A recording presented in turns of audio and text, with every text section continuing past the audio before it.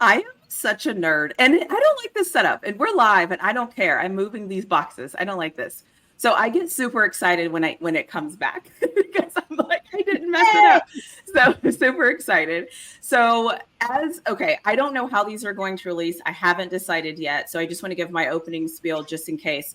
So welcome back, everybody. I have women here to talk sports. But before we get into that, this is a series where I have decided to talk to content creators and people focusing on their team exclusively so that we actually know what's actually happening with football teams, and I don't have to read the headlines on ESPN or the random thing I might be able to find on the SEC network. I can actually get real content from people that are covering this every day, that actually want to talk Texas, that care about Texas. And so that's why I wanted to do this. So I'm excited to have my friends on, and my audience probably knows Rocky because Rocky was with me when we did the Tennessee Titans, but lots of you do not know Megan. So what I will do is I will stop talking and I will let Megan introduce herself. Rocky, if you want to reintroduce yourself, that'd be great.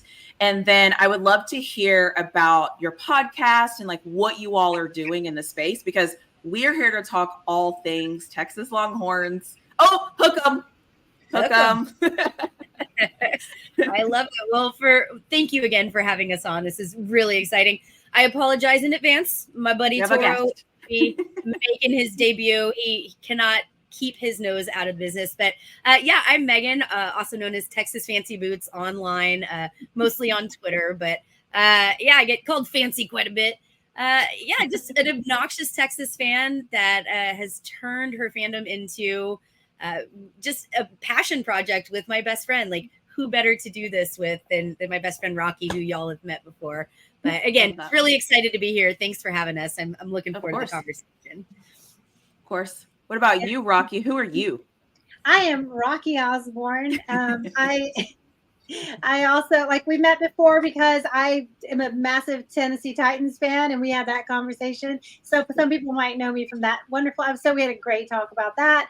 And I shared a little Texas Longhorn nuggets in that Titans conversation. So yes, my first, biggest, best love is the Texas Longhorns. Like Megan, we both did our undergrads at Texas. I did my master's degree at Texas. I'm just grew up in Austin. We both were raised in Austin, and just lifetime Longhorn fans, and got to live out the dream of going to school there and being lifetime Longhorns, cheering for the program after school. I love that. Also, breaking news, you officially did all of your dissertation stuff. So you at that recording, you hadn't defended in any of that stuff. Oh, so wow. I said then you were future Dr. Osborne. So you are officially Dr. Osborne. Yes. So congratulations on that. Thank you. And I also, one of the things I love about this space is we can connect on such a different level. I think it's normal for people to get together and talk about life. It's another thing to get together and talk to women about your favorite sports team and actually be able to talk about it. Not just oh yeah, we kicked a field goal. Woo. It's what the hell was that? It's why do we do that? We're sick and tired of this. So thank you both for being willing and coming on and chatting with me. I appreciate it. So both of you mentioned born, raised in Texas, lifetime Longhorn. Mm-hmm. Tell me something about being a Longhorn fan that has been cool when you're creating. What is something that you really love that you get to do because you have stepped into the space of creating content for your favorite team? Rocky, do you want to field that one? Go ahead, you go first. By the way, I'm officially not a virgin when it comes to talking to two people at the same time. So round of applause for me. You just tell us who you want to answer first. There we go. So I'll address it to one of you, and then we'll get this done right. Perfect. So sounds Megan, good. You can go first. Sure. Yeah. Why did she get to go first? No, I'm just kidding. I think the thing she's a newer friend. Okay, so I have to make a good impression. I'm just kidding. No, I love it. I think for me, the thing I love the most kind of goes hand in hand with what I love about being a Texas fan is just the interaction you get to get with people. Texas is such a huge brand. Whether people like to admit that or not, Texas is a huge global brand that people identify with and have strong opinions about one way or the other, right? So I'm obviously pretty passionate about Texas, and I love being able to share that with people. I love being able to connect with other people from different fan bases and from people around the world that have this at least common knowledge of a team that I love and something I'm really passionate about. And yeah, I think it's been a lot of fun. I've made some truly incredible friendships and met some really wonderful people. That's actually how Rocky and I met, was through talking sports and through our passion for Texas, through social media is how we connected. So yeah, I would say for me, that's my favorite part of all of it. I love that. What about you, Rocky? Look at me passing it off to you. What was the question? Yeah. So how is it creating content for your favorite team, for a team that you would already follow anyway? But now I feel like when you create content for your team, it's like it's almost like a deeper lens that you're focused on trying to make points together. So how is that for you? How has it been for you? I think you get a greater sense of pride for your program. You know, when you really dive in and not so much defend it every week, because we call out criticisms and we tell it like it is, and we don't agree with some things. And when you take an ugly loss, baseball, or you drop things you shouldn't, basketball, or if you don't come prepared for certain games and get out coached, football, we call it out. And so, but also at the end of the day, you still develop a really strong sense of pride. You know, when you follow recruiting, or you follow, the program, or the different, the women's teams, or the different teams that don't get all the, fanfare, like tennis or golf or rowing, the teams that are competing at high levels, you just really start to take great pride in the entire program, not just athletics, but the academics and the city of Austin and all the things that go into the community of the University of Texas. So I think the more we talk about Texas, not all of it is stats and numbers. That's not us. We talk about the community and the environment and the people and the relationships. And that's what we enjoy talking about, is the community of Texas that goes beyond, beyond the score of the game. Yeah. And that's what we like talking about. I like that. What's interesting is, and it kind of happens sometimes when I talk to other NFL people about the Steelers, is there's this weird thing where you're a victim of your success. Like, people make you the villain because you're successful, even if that's not your role or how you really see yourself. It just happens. And people shoot back to Texas and like, yeah, but what about their football team? And you're like, what about everything else? So fine, take football away. What about everything else? And that's what I can't. It's like people, but they don't want to talk about the everything else because they only want to talk about the football, even though their school's not good at football either. So it's like, what are we doing? And so before we got started, I'll call it the burnt orange room, the green room. We started talking. I'm going off script here a little bit. We talked a little bit about the whole horns down and being a Texas fan.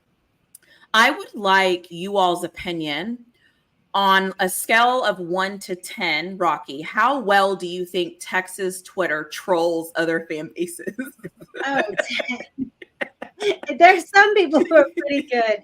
I have this saying, and we're all guilty of it. I've been guilty of it. When two people are fighting on Twitter, you can't tell which one's the dumb idiot. Like at some point, all of us, we just look all dumb.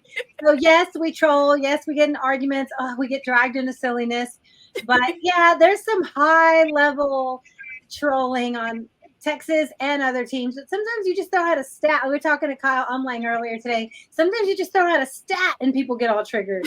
Sometimes you wish people good luck on your next game and they get so triggered. So it's, embrace the hate. We're the villain. That's it. That's all right. Yeah. What do you think, Megan? What do you think? Scale of 1 to 10. As far as a fan base on the whole, I don't know that the intention is to troll for a lot of people. It's not. It's just Texas is a triggering brand for folks, right? So like Rocky was saying, like we could walk into a room just wearing burnt orange and people already have opinions. People are triggered and people are going to have conversations, right? So now there are certainly people that get out there and, push that cattle prod a little bit more than some others. And on that level, I'd put Texas trolling. I don't know. I'm going to say like a 7 because I think the brand itself just triggers so many people. You don't need to be good at trolling to get reactions. Right? So the brand is the troll. Yeah. Look, I think it's just, again, people have opinions about Texas one way or the other. Yeah. It's a polarizing brand. It's a polarizing school. It's a polarizing athletics department. And you can present people with facts day in and day out. You can tell them exactly what's going on. You can be very kind and courteous, and they've already got a formed opinion about what Texas is. And a lot of times they just don't listen. So yeah, that's true. It's definitely a Texas paradox, right? I love it. Megan and I were talking earlier about how, like, SEC media days, all the talk is Texas is so arrogant. Yeah. Texas is full of themselves. Texas comes in and thinks they're going to run everything. But then you listen to the actual coaches and players representing the program this week, and they talk about earning respect, giving respect to the opponents, coming in, to prove that they belong, and excited about the opportunity to compete at the highest level. That's what they talk about, and that's the culture of the program. And people will listen to that and say, Texas is so arrogant. There's nothing you can do about it. You can come in giving props, saying you're going to earn respect, you're going to work hard, commit, and then they say, Texas is so arrogant. So whatever. What? Texas is the wealthy person that you assume is stuck up. You assume, and obviously we have those, right? Like, we have those. We definitely have those. Okay. Well, some schools are broke, but if we put a fucking black dot on a helmet, somebody might lose their crap. Okay. Like, we have them. So I'm not saying we don't, but what I am saying is that everybody is not that. So it's like, and it's just sports. So it's like, chill out. So my next question is, there's two things I didn't say. First thing is, everybody I'm talking to is getting the same question. So I'm not throwing anything out at them that they don't already know is coming. So I don't want anybody to think I'm here to like trick them up. And if it is a new question, I will say it. I prepped them, and I did tell them I have a question that I will wait to ask, but I will let you know when it's coming. And the second thing is this is recorded in July 24th to be specific. And the reason why I'm saying that is because football is literally about to start in a few days. And I don't want us to not have talked about, I don't know, right? Like something that might happen or whatever. And people to be like, they didn't even talk about whatever. It didn't happen when we were doing this. So that is why if some great breaking news happens, you know what I mean? That is why we're not talking about it, is because it didn't happen while we were here. So just wanted to throw that out there. So my next question is about the experience, or like your favorite moment since creating. So if you can think of one favorite moment that you've had, Megan, since creating content for Texas, what would your one moment be? So that's a tough question for me. I definitely have one that sticks out in my mind, but let me give a pre-answer before. Okay. As far as like creating content, Rocky and I have been doing Fire the Cannon together for 5 years now? 4 or 5 years. So as far as content creation, there's that. But I've been on Twitter and I've been on my social media talking about Texas just because I live and breathe Texas for a long time, right? So that is content creation as it is, just by being me and just by having my personality for Texas. So to narrow it down for the of this question, I'm going to narrow that down to when Rocky and I started Fire the Cannon. Yep. So let's do about a 5-year range. Within that time, for me, I would say Bama was probably, the Texas win at Alabama last season was probably one of the most fun times. Again, I was there with Rocky. We had incredible seats. We interacted with a ton of people.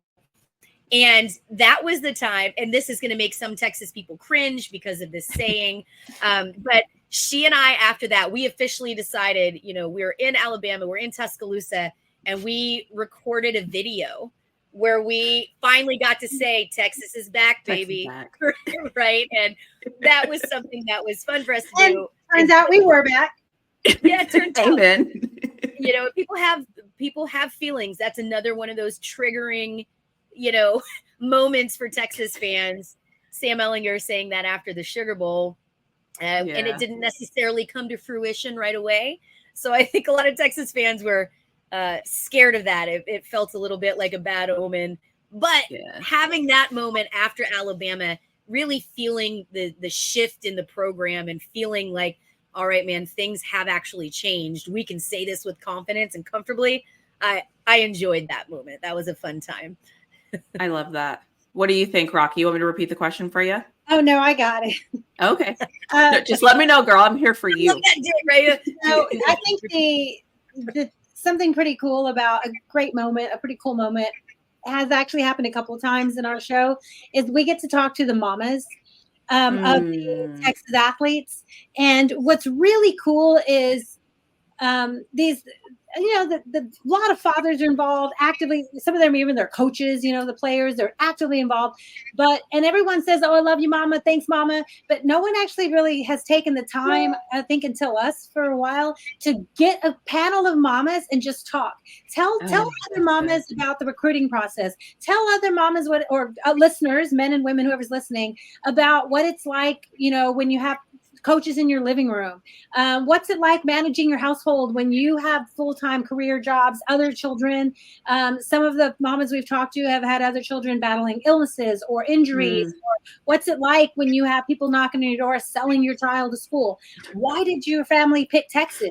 Yeah. What are your goals for your child? What's it like being a mama on campus now? Like, from the recruiting process to actual athletes in the campus, what's it like? What's it like preparing your child for the NFL draft? We've talked to parents in all the different, phases. And just recently, we had a mama and her son of commitment to Texas. We have the future of Texas coming. So that's a really special moment that we've had every year. Once or twice a year, we have a mama's episode. And it's amazing. Like, what do they want? They want a sweet condition and access to some cool drinks. They know what the mamas want. The simple stuff. CDC, what the mamas want, but they want shade and AC at the gate. So and it's great advice for other families, other athletes, and even alumni or people who listen. When you talk trash about these people's children on social media, mama sees that. The mamas are seeing it, and they're protecting their babies, and but it's pretty cool. They see the love, they see the silliness, they see the negativity, they see it all, and it's really cool to talk to them in all the phases. One of the first seasons we have Xavier Worthy's mom. We've had moms who've come and gone. One of the mamas, her boy's now with the Cowboys. We've Dallas Cowboys. We've had some great mamas over the years, and it's pretty cool. It's pretty cool to see that. That's a cool moment, is that we as women, let's hear what the mamas have to say. And always have episodes that blow up. People want to hear from the mamas. Well, I love that. Go ahead.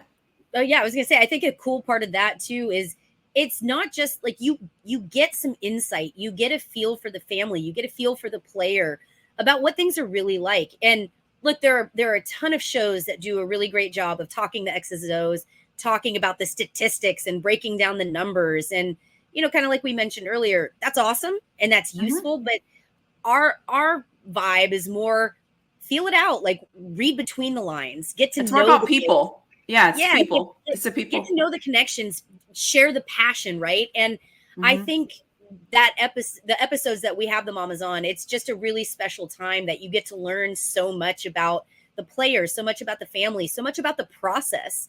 And honestly, I think everyone can benefit from that too. If recruiters listened more to the mamas and listen more to asking those silly, simple questions and getting that feel, I mean, it really is amazing the insights that you can learn and feel. And I'll tell you, we've stayed connected with a lot of them too.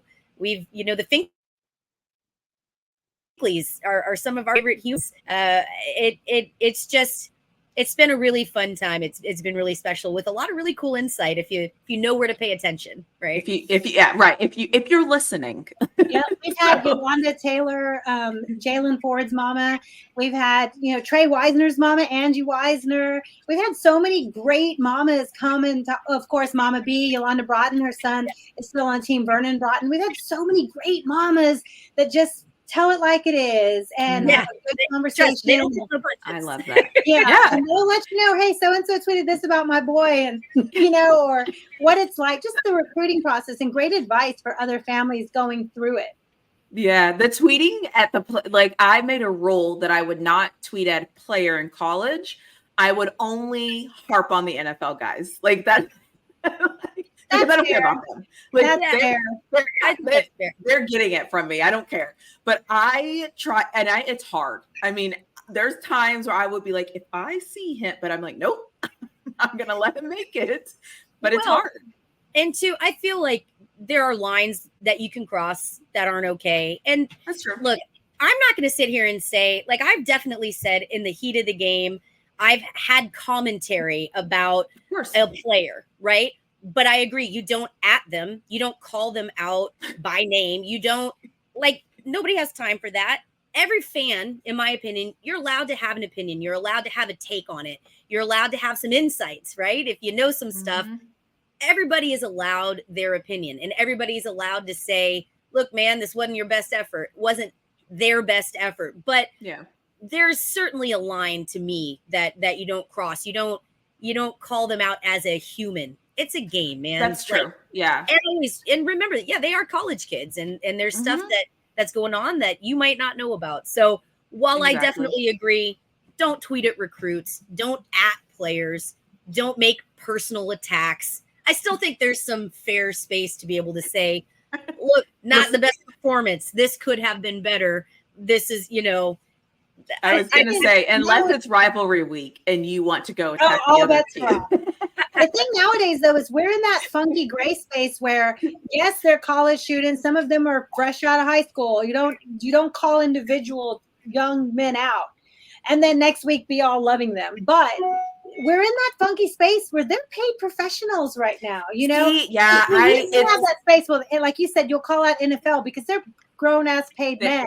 Right. Now we're like, well, this kid is 22 and getting big checks and getting a Lamborghini deal and owns a home already and is investing in restaurants. Can we call him out? Yeah. You know what I always say? There's this weird fine line. I made a video about this where I'm like, at the end of the day, this is how I justify it to my brain, is they are still in their bubble, and that bubble is athletics. And the life that they're experiencing isn't the life that I experienced at 21, 22, because for obvious reasons. And so I'm willing to give them the pass, because I don't like it. This is a weird gray area, because I'm like, can you imagine seeing a tweet about your child? We just can't even imagine that.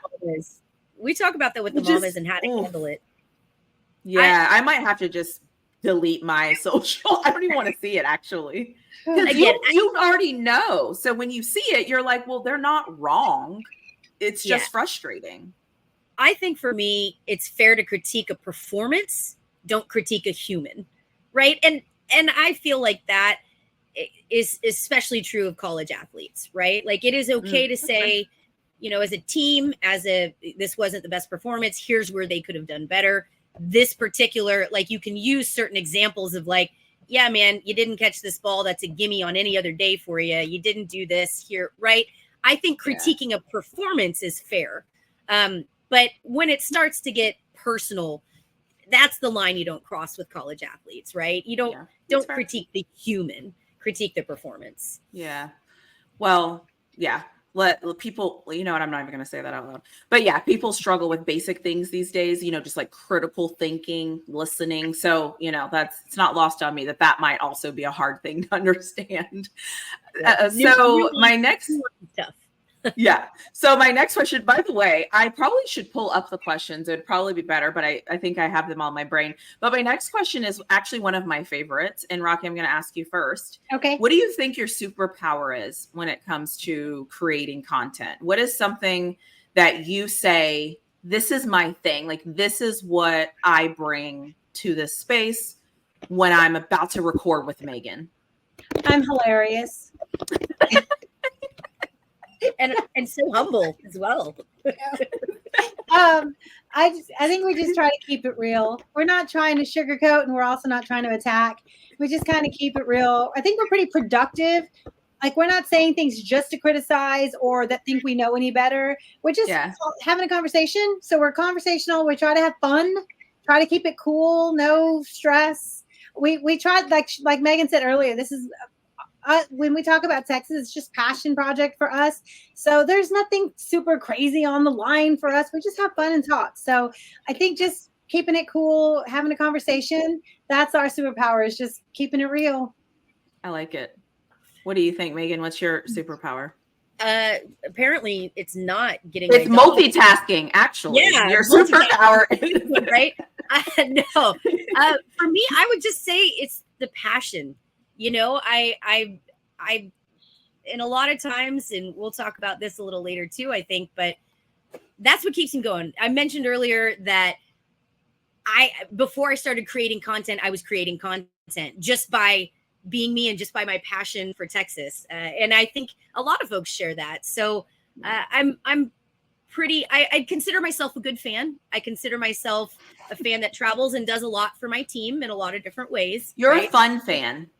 You're like, yeah, you're a fun fan. I like you know what I mean? Like some people you're just like, if I could pick a person to go to a game with, I know she's going to yell, scream, jump up and down. Like when you were at a baseball game, I was like, yes, girl. You whistle. You on your feet. Yes. I'm like, you whistle at them, you stand up, you yell at them, like you do that, girl. Yes. Yeah. I've never been accused of being boring. I will say that. So yeah, but the passion is really, I think, the fun part about it. And I think that's when it's what keeps me going. It's what makes it easy because I love Texas so much. I love talking about them. I eat, breathe, and sleep Texas. And so for me, that just, it kind of comes second nature to have that content creation there behind that. So I love it. You are also responsible for me going to my first ever Texas baseball game. I told you my desire and you made it happen in less than 4 hours later. So you know what? You'll always have a special place in my heart. And we like went on a kind of like a little winning spree there for a little bit after I watched. You just got to show up to more games. That's all I'm saying. That's it. So, okay, here's my throw-in question. Do you think, and we're about to transition and talk strictly Texas football, so I wanted to ask this before we get there. Do you think about the 3rd and 17 more, or do you think about the 4th and 5 more? Whoever wants to go first. Yeah, Rocky, I'll let you take that one. Which moment in football? There's a ton of. I know which 3rd and 17 you're talking about. Which 4th and 5 are you talking? Because we've had some good ones and some bad. The underdog 4th and 5 that changed and took away USC's ability to be a dynasty ever.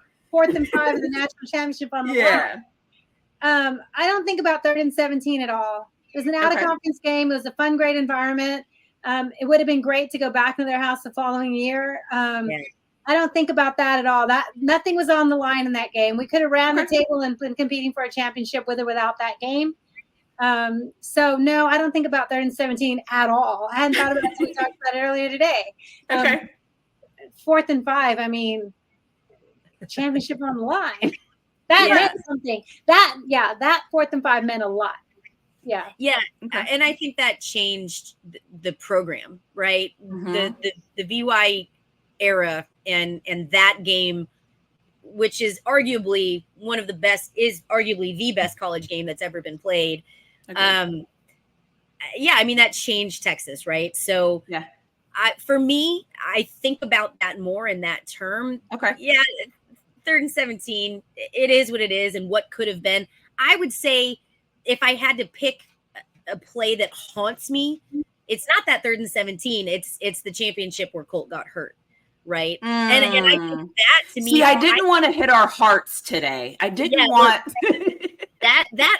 I think about that play more than any other because again, we talk about the Vince Young play changing the trajectory of Texas. I think the same is true of that 09 game, right? That's a good point. With that in that moment, everything changed where, Colt got hurt.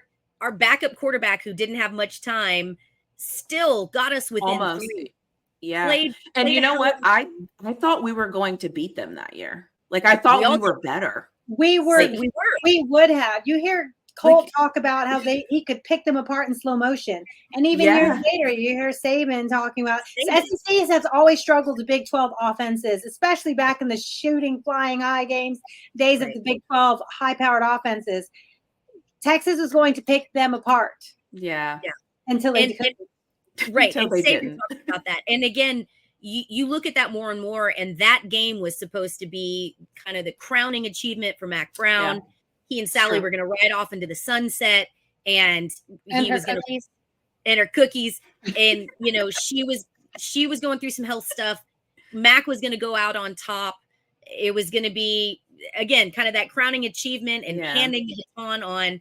And with that injury, with that play, it changed the trajectory. It kept Mac on longer than he wanted to. And we know that when he departed Texas, it wasn't in the cleanest or best of ways, right? Mac got done dirty, but it changed things. So for me, if I'm going to compare those two, I love the 4th and 5. Hell yeah. Think about it in the sense that like that changed the trajectory for Texas for the better.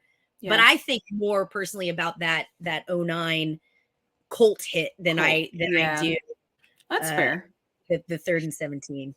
For me, it's the Crabtree play. Oh my God. Because that was the year of the 45 I've never liked Lubbock since 45-35 Texas OU, that back in the coaches poll / AP, all that shit where the BCS or whatever they were calling it. Yeah. Poll, and the coaches are voting and this and that, and coaches are picking OU over Texas, even though Texas went head to head because they didn't like Mac Brown in Texas and all that drama. And you have that 3-way tie with Texas and Oklahoma, and they all beat each other round robin head to head. And what do you do? And you know, that one play, I mean, it's a whole game, it's 60 minutes, it's 100 plays, and people also go back to that, you know, Gideon almost interception. But that Crabtree play, and props to him, because in the biggest moment in his little crappy shitty stadium, he came and that kept Texas out of a national championship game. So yeah, the 08 Texas team was a better team than the 09 team. Yes, it's actually, what's crazy is that when you start to track Texas history, it's interesting how good they were from 2000 to 2010. 10 wins every year. Right. It's crazy whenever, because people always now they're like, oh, you're riding the train now. And I'm like, no. I had 10 really good years of Texas football. When I say good, I mean national championship, wasn't the national championship, should have been in the, like, I'm talking good years. Yeah. And then we go on this. Yeah. And then we go on this thing where I don't even want to call it, I don't even know what to name it. We just went on this thing. Whatever. And then Sark comes in. Decade in Texas football history. That's fair. I mean, that's fine. I'll call it that. And then Sark comes in, and you know, we have the 5 and 7, right? So I don't know how you all were feeling, but I kind of was like, nope, I'm gonna believe. I know it doesn't look good, but I'm gonna believe, right? And there's this weird thing where you're like, I think we're fine. Nope, are we okay? And then we go 8 and 4, and I'm like, we should have never lost some of those games, but that's okay. We're 8 and 4. We're like, we're doing it. Then last year happens, and now here we are. And I'm setting this all up to say, what would success look like to you all this year? Like, once the season is over, and it's the day after the season is over, whenever that day is, when you look back at the season, how is there certain things that you're like, this is Texas this year? And Megan, I'm going to ask you this question first. Texas this year, if they do whatever that is for you, like how are you thinking about this team? And I think that will let me know how you feel like what success would look like. Yeah, look, I've got a level-headed answer, and I've got a greedy answer. I think level-headed right now for me, for Texas, success looks like competing in the SEC championship game, right? This is a big jump for Texas. It's a big change going to the SEC. You know, you hear for years, this is the hardest league, hardest conference to be in. Texas isn't SEC ready, all this kind of stuff. Well, I feel like the past few years and the trajectory of this program and Texas athletics as a whole, not just football, but Texas athletics as a whole, has shown that, Texas is more SEC ready than they've been in the past decade, right? Where the trajectory is positive. And all that to say, you're going into the SEC when we're talking football. This is one of the, if not the hardest conferences to compete in. But Texas is up to that. They're up to snuff. So it's a high bar to enter the SEC and say we should be competing for a conference championship, but that's where I feel this team is. We should be competing for a conference championship at this stage of the development, at this point in the trajectory, at where Sark has this team. I think that's a realistic expectation. Unrealistic, getting a little greedy. I mean, national championship, right? Absolutely. Yeah. That's a standard that we hold at Texas for multiple sports. We're not here just to look pretty and hold our horns up. We're here to win some freaking hardware. And that starts with, again, we talk about how the program's developed under Sark. We started with that 5 and 7 year, but the goal was to compete in a Big 12 championship. And then we accomplished that. And then the goal is to get to the college football playoffs. And we did that, but we didn't win there, right? And so for me, you've always got to, in a positive way, move the goalposts. Once you've achieved, you're not just going to, cool, we did it. That's where we won our conference. Yay, go us. No, you win the conference and now you step forward. You always want progress. You always want to improve. So getting a little greedy, I understand, going into the SEC, but I mean, to me, the goal has to be national championship. That's what it should be for this year. Rocky, what do you think? Well, that's the goal that Sark says, compete for championships. I think Texas coming into the SEC, even though they do have Georgia, the best team in the SEC on the schedule. Overall, they have mostly the bottom half. Preseason rankings, anything can happen when they actually play the game. But preseason, they have pretty much the bottom half of the SEC to contend with. And the toughest game is on the road would be A&M, maybe Arkansas. So they have an opportunity to do well the first year, but also, like Megan said, if you're going to say the SEC is a grind, even Saban's only had 4 or 5 undefeated seasons in all his championship years. So I don't expect Texas to come in the first year of an SEC grind to go undefeated by any means, especially when they have to play Georgia. But they are going in with an SEC ready team, 13 different players on the different preseason all SEC teams. So they have the roster. They have the consistent coaching staff. So I would say there's an opportunity for Texas to do well. But competing for it in the SEC championship game, when you're going to probably, Georgia's the favorite, of course. Alabama and Ole Miss are right there with Texas, competing for the number 2 spot in that conference right now. Georgia has to go on the road to all 3 of those top teams. So the opportunity is all there for Texas to be in that championship game.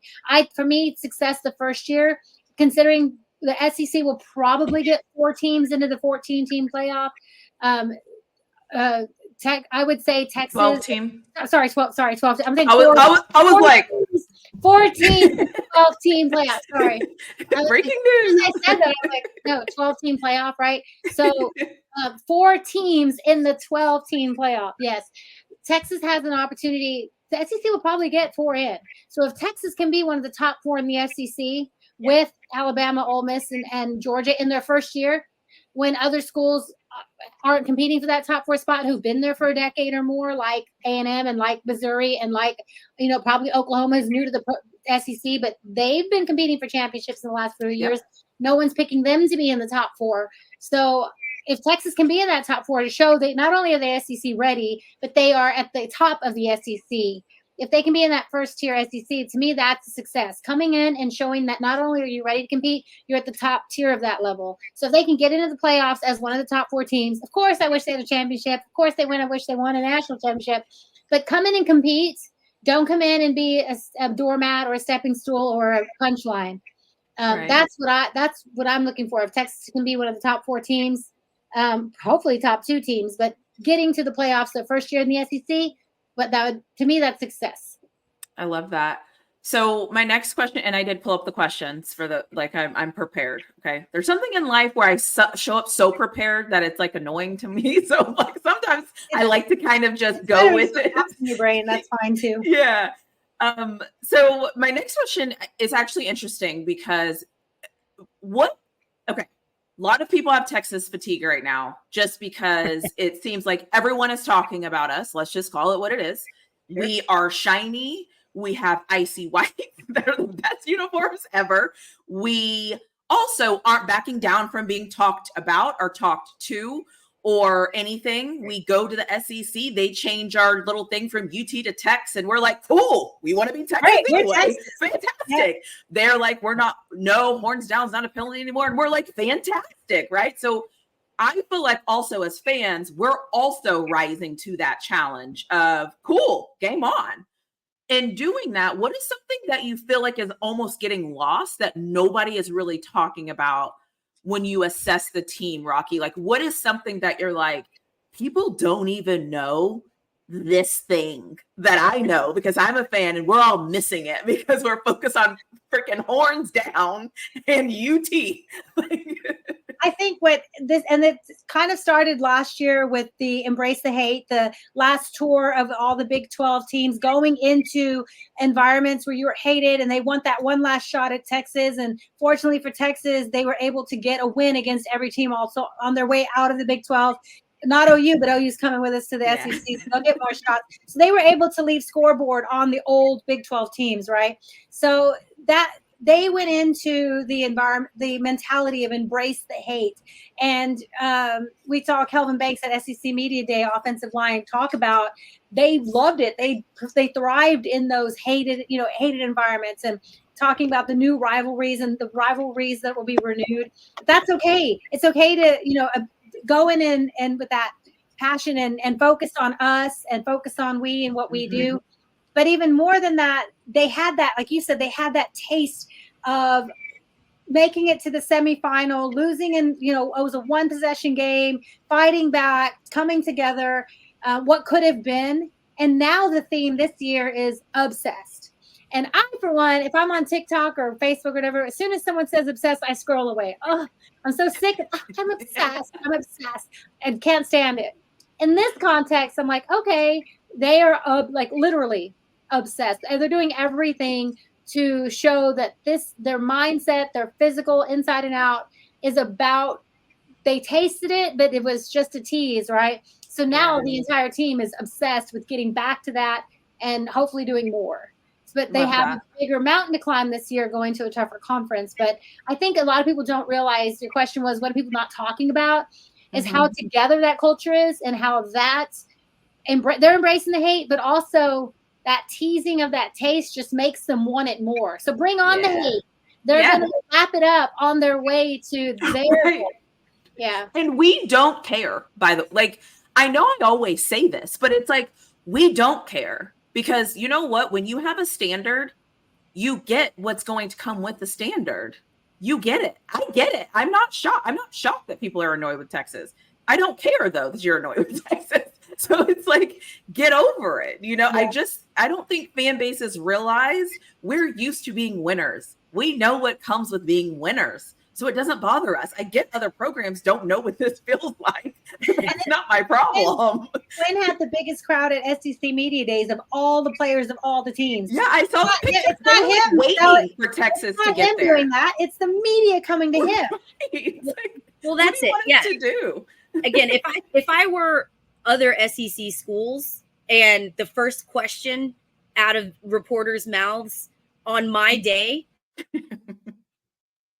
that's focusing on my school is Texas annoyed. But I think the funny part about that is people want to attribute that to Texas. Blame the reporters for that. Like, yes, there is Texas fatigue. Yes, there's a lot of conversation there, but there's a reason for that, right? There, again, it's a brand that's been built. There's a lot of excitement, and people, like we said, Texas is a polarizing program.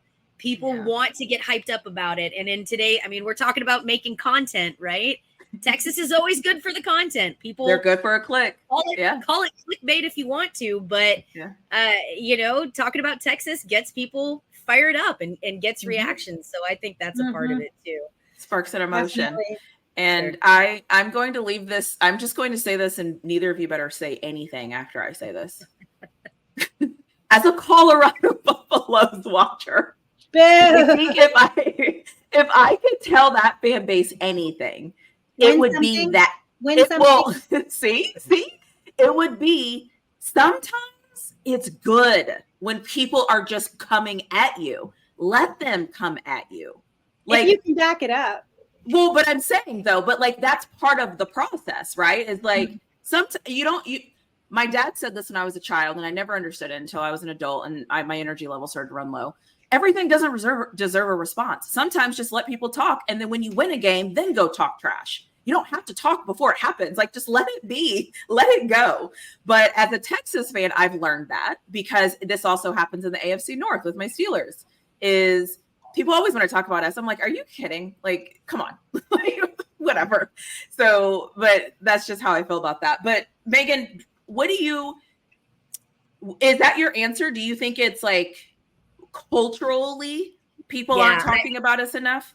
For me, I think it's the culture aspect, right? And Rocky touched on this a little bit, but I think people really gloss over the job that Sarkisian has done. We talk about what he's done. We talk about numbers, right? We talk about the record going from 5-7, 8-4, right? We talk about that, but it's the reading between the lines to me. I think it's the very public personal struggles that he went through that made him the person he is today.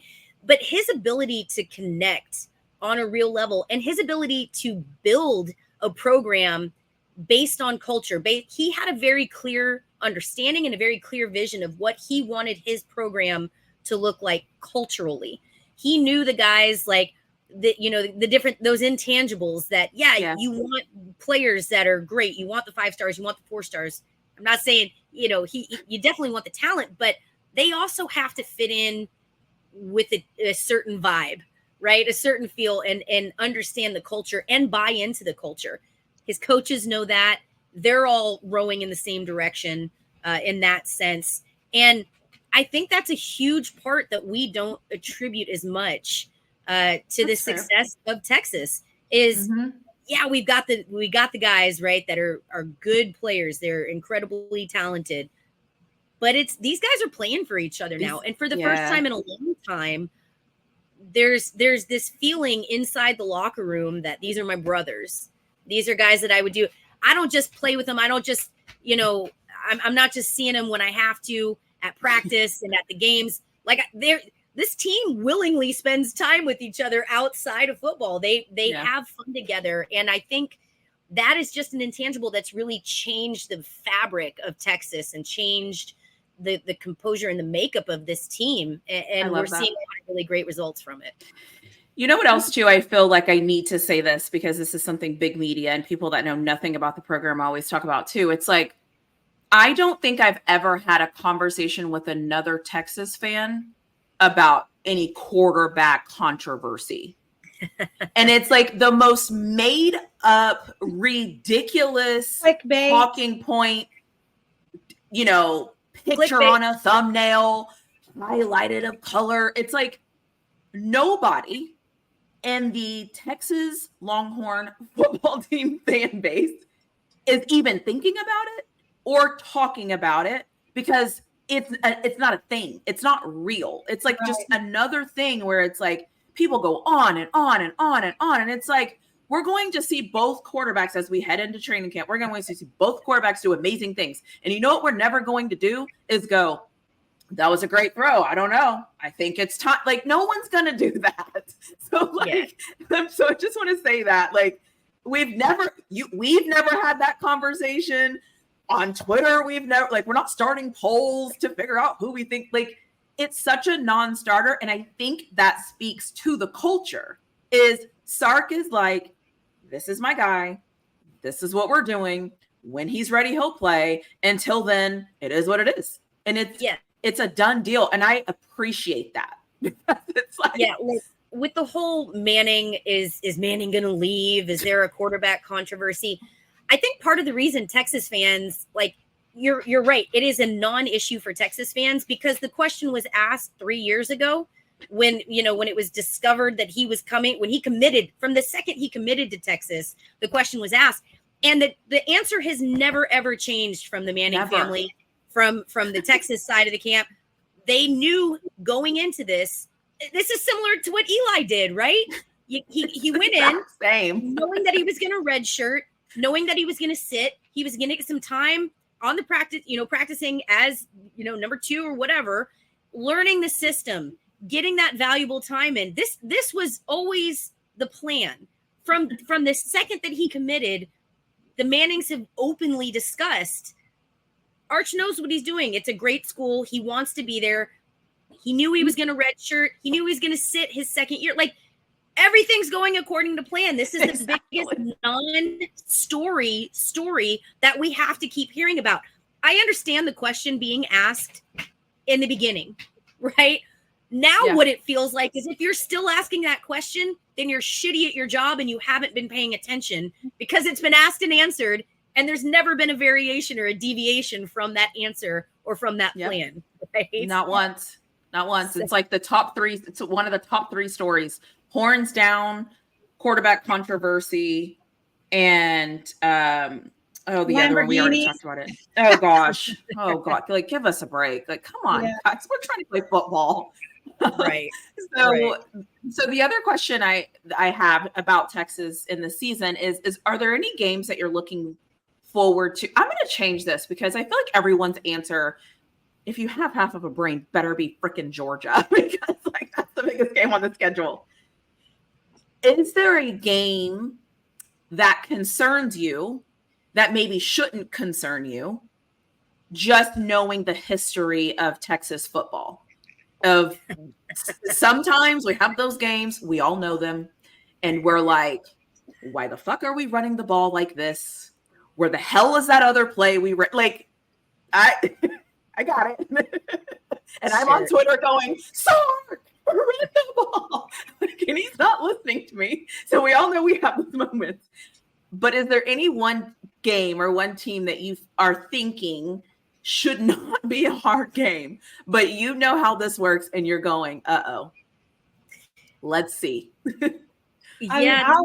I'll go because I've talked about this already. The game, I guess, like a trap game or a better have your heads up game, to me has been Kentucky. Texas would have gotten through the gauntlet of the OU and the Georgia. They would have gone to Vanderbilt and hopefully had a pretty smooth ride. They're going to be at home against Florida that's fighting to keep their job, keep the team alive. They're going to go into pretty hostile Arkansas. They get to come back home to the comforts of DKR against a damn good team with NFL talent that they might be taking lightly, because at that point that team might be 5-5. So please, at home, do not take it. And they could be looking ahead to A&M the next week. A&M. It's just right in between, hostile at Arkansas, hostile at A&M, at home against a little old Kentucky team. Oh, hell no. They better not take that game lightly. I've been saying this for what, 6-7 months now, Megan? Yeah. Kentucky at home. They have NFL talent. They are well coached. They are not to be taken lightly, and especially when they'll be rolling by the end of the season. Take them seriously at home. Don't get comfortable between those two hostile road games. That's my answer. Sounds like we might need to go just get on a battle cry. Stay focused. I'm going to talk to the team that week. All week. Yeah. Invite us in, Sark. We got this. Trust us. I got it. Let me just tell you all the reasons you can't take this game lightly. Anyway. For me, the trap game is Arkansas for different reasons, right? For talk about this more. I mean, hell, this came up in SEC media days, right? There are teams out there that love to hate Texas more than they love themselves. You know, they hate Texas more than they love themselves. I've said that for years. I've certainly said that about Arkansas. I've said it about Texas Tech. There are just certain teams out there that have a bug in their ass about Texas, and they hate Texas more than they love themselves. Arkansas is one of those teams. And I think the trick here is looking at Arkansas. I don't anticipate that they're going to be a great team this year, right? A lot of people are thinking they might only be a 4-win team. So when you say Arkansas is going to be a problem for Texas, you get laughed at, right? Oh, you don't know ball. Right. Look, it's not about the numbers with Arkansas. For Texas being there, the last time we were there, we looked like shit. Now, again, completely different program, completely different coaching style.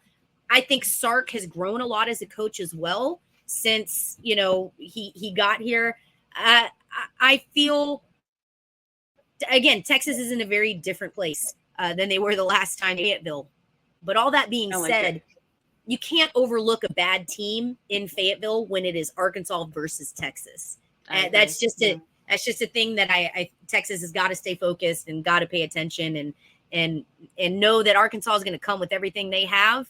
And Arkansas would be fine going 1-11 in the season if that one was against Texas. And we've got to understand that energy is going to be brought for a lot of games, and Fayetteville's a hard place to play.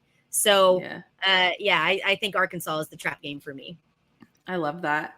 So I can talk Texas all night because I think there's so many different, I feel like when you're connected to what's going on and you can see, like you could see this going so right, so easily in air quotes, right? Like, but when you really just think about who we are, what we've done, how we felt, how comfortable we feel, we know how we feel compared to how we used to feel. And so it's a nice place to be in, but it's also one of those places where it just means more. Everything does.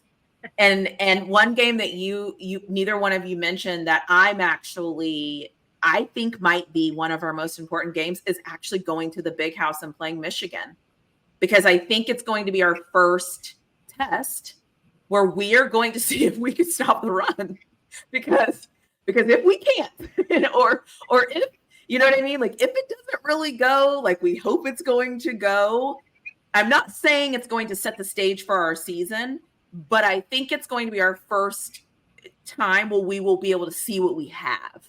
It's like it's kind of like Alabama was last year. When we played Alabama last year, I was like, oh, we're ready to play. I knew at kickoff, I could feel it. I wasn't even there. I could just feel it. I could see it. I could tell by the shots that the cameramen were showing. Texas didn't give a damn about Alabama. We didn't care about them. And I knew in that moment, I was like, there's no way we can lose this. There's no way. So I'm just curious to see what we look like when I think both of you are going to the Michigan game, but I'm just curious to see what we look like, because it gives me flashbacks of Vince Young going to Ohio State. A similar feeling of when he stepped out there, I knew he wasn't going to lose. Like, I'm like, he can figure this out. And it didn't work out, but it was like, you know what I'm saying? Like when it's your team, you can feel it. And you're like, our guys are ready to go. Let's see. Let's see what they have.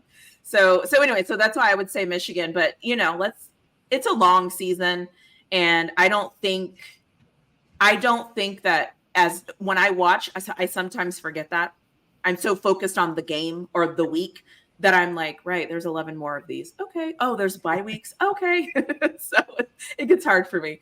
I also just want to jump in and say, I have Colorado plays Nebraska, Texas plays Michigan, and it's the first week of NFL football. The Steelers play Atlanta. So all weekend, I'm going to be like this. I'm going to be like, not a stress-free weekend for you. Definitely not a stress-free weekend. I already blocked my calendar. I'm like, don't talk to me, don't call me, don't text me. I don't care. Leave me alone. I don't care. If someone is on fire, call me and tell me they are alive. Like, call 911. Don't call me. Yeah, I'm busy. So as we wind down, I wanted to do something cool where I feel like it's kind of like a reflection, because I'm really big into reflection. As I get older, I don't know, maybe I'm a weirdo, but on the days that you don't want to create content, Megan, or on the days that you are kind of just tired, or maybe you've had a long day, or maybe you know your dogs are going to keep interrupting you, or maybe whatever, what keeps you motivated to continue to just say, you know what, I made this promise, Rocky, I'm showing up, I got this, because what is the thing that keeps you going? Yeah, I mean, again, as far as our podcast goes, as far as our Fire the Canon stuff goes, I will say this, it's Rocky, 100%. Like, find yourself a support group, find yourself people that care and love you, girl. But you find people that support you and understand what you're doing and are there to encourage you. So when those days are tough and like, man, I'm dragging ass today. It's been a long weekend. I don't have it. Having my best friend right next to me going, girl, we got this. And just genuinely enjoying what we do. I mean, again, I've talked about being passionate about it. I kind of answered this earlier. Like, you know, you asked, and what do you consider your superpower? And my answer was being passionate. That helps. I get to talk about a team that I love with my best friend. You kidding me, man? Like that's fun. It makes it easier. And again, like Rocky's the most organized, intelligent, wonderful person ever. Like she keeps my butt in line and keeps me going, and we just have fun together, right? So if you're fortunate enough to be able to share creating content with people that you love and people you care about, do that. That's amazing. But yeah, lean on people that support you, lean on your passions, and just remember, it's supposed to be fun. Do it for fun and remember the good stuff. So yes, I love that. What do you think, Rocky? What keeps you and you better freaking say Megan before you say anything else. Megan, and I think there are so many smart, sharp women who were athletes themselves or really understand sports and the games and the broader world and politics and info on sports, but not everyone gets a platform. We've been so fortunate not only to have a platform, but also have really sharp people in the business who've been doing this for a while, encourage us and promote us and talk to us and have sounding boards back with people that keep telling us, do it, keep going. And we're all learning, we're all growing, works in progress. And each episode, each week, each conversation, we get a little bit better. Sometimes we're like, oh, that was a great show. Other times we're like, oh well, we'll try again. But we feel like the great shows are getting closer and closer between each other. Like we get more good shows, and so that comes with just time and practice. And like Megan said, having a passion, enjoying who you are talking with. We're having great conversations with each other and with friends that join us. So I think that is huge, but also just remembering that we have a voice. We get a platform that not a lot of women get, even though it's open and available to anyone to jump on and talk with people. It's still hard to do. You got to put yourself out there and be willing to take some criticism or some feedback or whatever. Mostly we get positivity. Mostly we get really nice people saying, oh, that was fun. I enjoy listening. Thank you. So every now and then you get somebody who's like, what are these women talking about? Okay, of course. For me. But then I have to remember when I scroll through other people's shows comments, they do the same thing to men. They get the same. Y'all don't know what y'all are talking about. So that's actually a compliment that they'll tell us we don't know what we're talking about, because they say to the men too. No, apparently nobody knows what what motivates me is remembering that how fortunate we are to have a platform and speak as from a women's perspective, not for all women, but our perspective as women. I love it. Yeah, I love it. Go ahead, Megan. No, I was just gonna say, one of the things Rocky and I talked about when we started this is when you start to get the haters, you've made it, right? You've got a platform. If you're reaching enough people for people to not like you as well, that maybe you're doing something right. Yeah, I know. Somebody told me in one of my comments, and they were like, I really just can't stand this girl or something they said. And I was like, sometimes I don't like myself either, but that's okay. I pick myself up. Who cares? Like, I don't even know you. But the fact that you felt like you needed to say that is a whole different conversation for a different episode. It's more about my friend. Yeah, I know. So let's get deep here for our last kind of question. And I like this question because I often ask myself this question when I'm going through something hard. I'll self-reflect with myself, and I'll say, okay, if you weren't in this situation and it was somebody else, like, what would you tell a friend?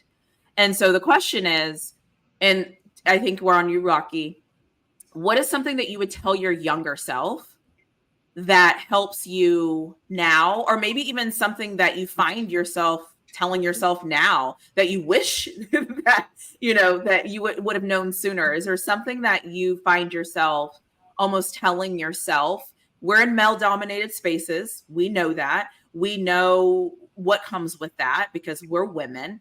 But is there anything that I'm going on and on and on. You also have a daughter. So I'm just curious to know what you think or what you would say to your younger self. I was just going to say, I actually have a kind of cheating on this question, because I tell my younger self, my daughter, stuff every day. I give her little one-lines and things to think about. She can take them or not. That's how advice comes from anyone. We can take it or not. But a few things I always just say is, if you can't change your friends, change your friends. And that includes anyone we associate ourselves. If we have to spend our life wishing they were different, go find different friends. Can't change your friends, change your friends. And also, I think one of the things, like, as far as like in this space, in this talking sports space as women, one thing I've learned, and this has to do with everything in the world, don't let anyone tell you no who's not in the position to tell you yes. So that's one thing I've learned, is like, if they're not in a position to tell me yes, they're not in a position to tell me no. So I learned that pretty young, that it doesn't matter what someone else says. Unless you are hiring me, you're not the one to tell me I shouldn't go for that job. So yeah. Okay. I like that. Things. What do you think, Megan? I think I would go back and tell younger me, like, I spent a lot of time, I wasted a lot of time questioning myself or being more concerned about, like, oh, is what I'm saying right? Do people care? Like, what is the reaction? Right? Like, yeah, screw that. Whatever, man. Like, I've always been very opinionated. I am not for everyone, and that's okay. I feel like embracing that concept would have been real helpful for my ADHD riddled brain and self-esteem way earlier on if I just embrace the concept that I'm not for everyone, and that's okay, man. You know, like, keep doing you. And again, you find something that you're passionate about, capitalize on it, focus on it. Like, I know that sounds cheesy and cliche, but if you're passionate about something, I mean, it does, right? You say that, find it's your true passion, though. But really, if there's something that you love, spend some time with it and nurture that and let that grow. Because who knows where it can take you? Who knows, what you can do in today's day and age? Everything can be content, right? If we're going to keep this content focus, if you're passionate about it, other people will be passionate about it too. And don't worry about the haters. Don't worry about people that you're not for. I love Rocky's saying, if they can't tell you yes, don't give them a platform to tell you no. So I love it. I embrace that for sure. I always feel bad because I ask this question and people kind of get like personal, and then like I'm like, okay, great, thanks for answering. But one thing that I that was fun is the no's are starting to motivate me more than anything. And I would tell myself that as a young girl, I would tell myself the no is not a bad thing. Cause I remember growing up and I would get tired of it. I'm like, oh no, I suck. Oh, I'm terrible. And it's like, no, maybe you weren't supposed to do that. Go find a yes. And so now it's like my no's, I'm like, okay, how can I turn this no into a yes? So that's something I'm leaning into. So it's interesting to hear your take on the no thing too, because it's similar. And it's always funny to me. One of the reasons why I ask this question is because we all collectively almost think the same things. It's just we don't all act on them. We know, we just don't always do the thing. Like I know I shouldn't go to Amazon after this and go order some things, but I might. I have stuff in my cart. Right. I might do that. So anyways, I appreciate, both of you for asking. And those are all of my questions. This is the end. I like to open it up. If either one of you just has anything that you want to share, that you want to ask or whatever, I always like to give back time. I don't know, because sometimes I feel like people need to shut up and give other people time. So I would love to know if you all have anything else that you want to add, anything that you want to say. Obviously, I would love for you all just to share out more about Fire the Canon so people know like what to expect as the season's coming up. So when they go subscribe and listen to your podcast, they know exactly what they are getting from it, because I think that more people will hear this that are not already connected to you guys, that I think will really enjoy what you have to say.